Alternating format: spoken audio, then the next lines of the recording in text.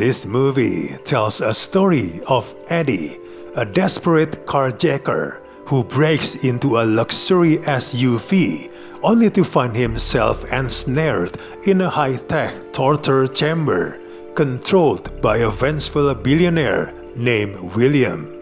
On paper, this movie sounds like a twisted little gem.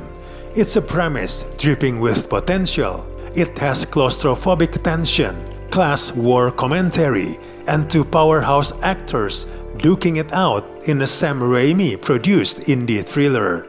Unfortunately, the movie squanders it all, delivering a final product that's as confounding as it is exhausting. A one-note gimmick stretched thin over 95 minutes of preachy rants, shaky logic, and half-baked thrills. With its setup, this movie could have been a lean and mean genre jolt. Instead, it stalls out fast, bogged down by a script that cannot decide if it's a satire, a social screed, or just a cruel game of cat and mouse.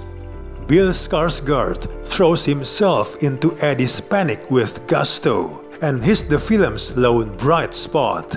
Anthony Hopkins, meanwhile, relishes William's unhinged glee, but he's a disembodied presence for too long, and when he finally appears, it's a fleeting payoff that cannot salvage the slog.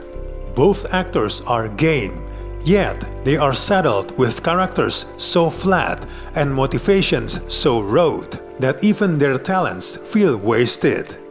The film's biggest sin is its lack of focus. It wants to say something about class divides and systemic rot, pitting William's privileged wrath against Eddie's economic despair. But the debate is as subtle as a sledgehammer and twice as tiresome. Williams' rants about entitled millennials are rather cartoonish, while Eddie's counterpoints about laws favoring the wealthy land with a thud, too sanitized to sting. The Cars is a microcosm of society, of course, but the movie keeps it so navel-gazingly interpersonal that it sidesteps any real bite.